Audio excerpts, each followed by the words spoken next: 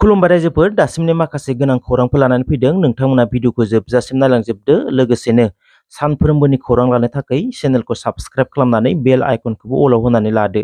लोगोसे भिडिअखौ मोजां मोनदोंब्ला मोनसे लाइक खालामदो। नोंथांमोननि मोनसे लाइकआनो आंनि गेदेरथार थुलुंगानाय जागोन। अब्ला दिनैनि सेथि खौरां नोंथांमोननो होनो लागै आखायाव लादों। बोसोरफ्रोमबो फालिबोनाय बायदियैनो देग्लाय बोसोरावबो 12 आरो 13 एप्रिलाव खुंफुंगोन बावखुंग्रि फेस्टिभेलखौ। बावखुंग्रि फेस्टिभेल अर्गेनाइजेशनआ 11थि बावखुंग्रि फेस्टिभेलखौ देग्लाय बोसोरावबो गाजा गोमजायै खुंफुंनो थाखाय साखा-फारा जादों। बावखुंग्रि फेस्टिभेलजों लोगोसे हारिमुआरि दिन्थिफुंनाय आरो बादायलायनाय हाबाफारिफोरखौबो लानाय जागोन होनना फोरमायनानै होदों बावखुंग्रि फेस्टिभेल अर्गेनाइजेशनआ। बादायलायनाय हाबाफारियाव गाहायै हाजो गाखोनाय, साइकेल सालायनाय, बैसागो मोसानाय बायदि बायदि बादायलायनायखौ लानाय जागोन होनना फोसावना होदों। हाजो गाखोनाय बादायलायनायाव सेथि बान्था महरै 50,000 रां, नैथि बान्था महरै 30,000 रां आरो थामथि बान्था महरै 20,000 रां बादायगिरिफोरा मुलाम्फा खालामनो हागोन। आरो साइकेल सालायनाय बादायलायनायाव सेथि बान्था महरै 25,000 रां, नैथि बान्था महरै 15,000 रां, थामथि बान्था महरै 10,000 रां होनाय जागोन होनना फोसावनानै होनायखौ नुनो मोन्दों। जायफोरा बादायलायनायाव बाहागो लानो सानो बिथांमोना मुंखौ खुंफुं आफादनिसिम हरनो थाखायबो खावलायहरदों। सिगां बोसोरफोराव हाजो गाखोनो थांनाय रायजो-राजाफोरनि गेजेरावनो माखासे लाइमोनफोरा निसा लानानै बाहागो लाहैनानै आरो आब्रुथि गैयै दिन्थिनाय बेफोरखौ नोजोर होनानै बे बाराव जेन रावबो जौ लोंनानै एबा निसा लानानै थाङा बेनि थाखाय खुंफुं आफादा प्रेस मिटनि गेजेरजों बयबो रायजो-राजाखौ खावलायहरदों जेन रावबो बाहागो लागिरिफोरा लामा सामायाव जेबो जाब्रथाय जायै बायदि। तामुलपुराव हाग्रा बिफाना गोबां बिबांनि आयेन बेरेखा दंफांफोरजों लोगोसे दंफां हाग्रा मिलखौबो बोखांदों। काउरबाहा आउटपस्ट पुलिस, कुमरिकाटा रेन्जार स्टाफ आरो तामुलपुर हाग्रा बिफाननि गोख्रों सिग्रोमनायाव गोबां बिबांनि आयेन बेरेखा बेसेन गोसा दंफांफोरजों लोगोसे दंफां हाग्रा मिलखौबो जब्द खालामदों। 18 आरो 19 बैसोनि सानै सेंग्रा आरो सिख्लाया फांसे बिफाङावनो गावसोरनि जिउखौ फोजोबना लादों।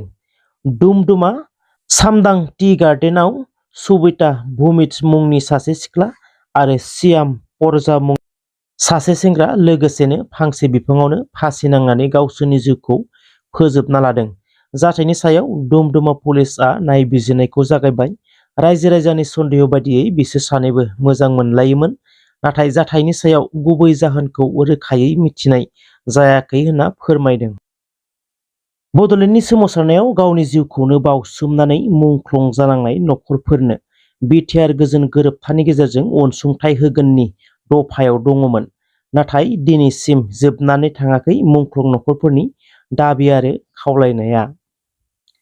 जाय समाव प्रमद बर'आ एबसुआव थानानै आन्दलन खालामदोंमोन, बे समाव प्रमद बर'खौ रायजो-राजाया भगबान बायदि मानियोमोन। मोनसे समाव प्रमद बर'आ बुंदोंमोन, बे हायाव जेसेबां गोथौ जावा मानो जोंनि आबै-आबौनि हाराखौनो मोनगोन। नाथाय बिथाङानो दिनै बिटिआरनि चिफ जानायनि उनाव बर' बिमानि मेगनाव मोदै गहोगासिनो, बर'नि नखर संसारखौ सिलिंखार खालामगासिनो दङ। बे हाया जोंनि मोनब्ला जों मानो थानो मोना बे हायाव? लैहोर लैहोर गयारि। बावैसो सिगां क'क्राझार सनापुराव इभेकसन खालामनाय थावनिखौ नायगिदिंहैदों लैहोर लैहोर गयारि। जाय सानै आइजो 8 मासनि उदैयाव गथ' थानाय प्रेगनेन्ट आइजोखौ लांनानै फरेस्ट अफिसआव हरसे दोनहैदों। दिनैनि उन्दै उन्दै लाइमोना जुदि बर'नि फिउचारब्ला दिनै जोंनि फिउचारआ बबे लामाजों थांगासिनो दं? गाबोन जानो गोनां फिउचारआ उजिनायनि सिगां बिटिसिखौ नुनायनि सिगांनो फरेस्ट अफिसआवसो थाहैनांगौनि दरखार फैबायब्ला अब्ला सानदो जोंनि बर'नि इयुना माबायदि जानो थांगासिनो दङ? लैहोर लैहोर गयारि। सिगां समाव प्रमद बर' बिथांखौ जेब्ला बिथाङा आन्दलन खालामबाय थादोंमोन बा बिडिसिनि चिफ जाखांनायनि उनावहाय जोंनि माखासे रायजो-राजाया प्रमद बर'खौ जोंनि बिडिसिनि रायजोनि भगबान हिसाबै मानिदोंमोन गोसो सिङावहाय।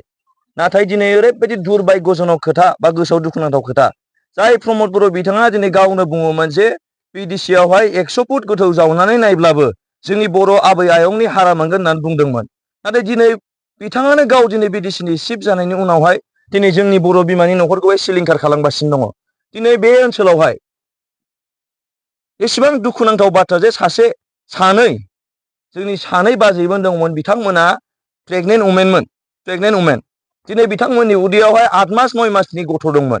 दिनै बिथांखौ इभिकसन खालामनायनि मुङावहाय दिनै फरेस्ट अफिसाव लांना बिथांमोनखौ हरसे दोनहैदों। नोंथांमोना सानदो, दिनै जुदि उन्दै लाइमोना जुदि जोंनि बर'नि फिउचारबा, दिनै जोंनि फिउचारा बबे लामाजों थांगासिनो दङ? गाबोन जानो गोनां फिउचारा उजिनायनि सिगां बा दिनै बे जोंनि बिदेशखौ नुनायनि सिगांनो जुदि फरेस्ट अफिसनि न'आवसो जुदि थाहैनांगौनि दरखार फैबायब्ला, अब्ला सानदो जोंनि बर'नि इयुना माबायदि जानो थांगासिनो दङ।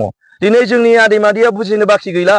प्रमद बर'आ सिगां समाव बुङोमोन, जोंनि बर' बिमाफ्रा एमाव देना जानो, माइरं फानना, दाउ फानना, अमा फिना बा जौ फानना जानो समायला, साफ्रोमबो न'खर साख्रि मोनजोबसिगोन होनना दिनै प्रमद बर'आ जोंनि बर' बिमाफोरनि बा जोंनि बर' बिफाफोरनि गोसोआव मोनसे आसा होदोंमोन। दिनै बिथाङा जोंखौ थगायबाय। दिनै एक्स एनडिएफबि आदामोननो दासिमबो साख्रि होआखै। एक्स एनडिएफबि आदामोनखौ दासिमबो जेलनिफ्राय बख'वाखै। बेसेबां दुखु जोंनि बर' बिमानि मेगनाव मोदैजों गगासिनो दङ, बोहैगासिनो दङ। बे बर' बिमानि मेगननि मोदैखौ प्रमद बर' बिथाङा माबोरै नायबाय थानो हाखो? आरो बारे खनले माबोरै जोंनि बर' बिमानि मेगनाव माबोरै मोदै लाबोबाय थानो हाखो? ओंखायनो आं खावलायदों, जोंहा सम फैबाय, जोंनि रायजो राजानि थाखाय साननांगौनि सम फैबाय। गोदो माबायदि परिस्थितिमोन, बिनिफ्राय बांसिन गाज्रि अबस्था जोंनि स्पेसियेलि जोंनि बर'फोरना जागासिनो दङ आरो जानो थांगासिनो दङ। ओंखायनो आं खावलायदों जोंनि बर' रायजो राजाफ्रा जयैनो खौसेयै जानानै जाहाथे जोंनि बिटिसिआव इभिकसन दाजाथों, सोरबा जोंनि बर' लाइमोना एनकाउन्टार दा खालामजाथों, सोरबा जोंनि दिनैहाय आबै आबौआ जे समाव थैसै, बैसोआनो गैला, थेवबाबो दिनै बिथांमोना इभिकसननि शिकार जानांदों। दा बेनिफ्राय दुखुसिन बाथ्रा मा दंबावो? आं खावलायनो सानदों जोंनि प्रमद बर' सार नोंथांखौहाय, नोंथाङा इभिकसनखौ बन्द' खालामनांगौ। जुदि जोङो बर' जानानै जुदि बे बिटिसिआव जुदि जोंहा थानो मोन्थायानो गैयाब्ला, अब्ला जोंहा एसेबां गिदिर आन्दलन खालामबोनायनि, थै सहि होबोनायनि जोंहा मा ओंथि थाबावनांगौ जाखो? आं खावलायबाय आरो रायजो राजायाबो खावलायदों, प्रमद बर' सारा इभिकसनखौ बन्द' खालामनांगौ। बारे इभिकसन खालामबाय थानाया जोंनि बर' बिमानि मेगनाव जोबोर खनले मोदै लाबोबाय थादों। ओंखायनो आं आखाइ खबजोबना दिनैहाय रायजो राजानि जानानै आं प्रमद बर' सारखौ खावलायबाय, नोंथाङा इभिकसनखौ थाबैनो बन्द' खालामनांगौ। आरो जुदि नोंथाङा इभिकसनखौ बन्द' खालामाब्ला नोंथांनि गाज्रि दिन फैनो थांगासिनो दङ। बेखौ जोंनि रायजो राजाया बुजिनो आरो बाखि गैला। गोजोनथोंसै। इभिकसनखौ बन्द' खालाम। बे हाया जोंनिनो। बे हाया जोंनिनो। बे हायाव थानो हो। बे हायाव थानो हो। इभिकसन बन्द' खालाम। इभिकसन बन्द' खालाम। जोंहा थानो मोनथाय दं। बे बिटिसिआ जोंनिनो। बे बिटिसिआव थानो हो। इभिकसन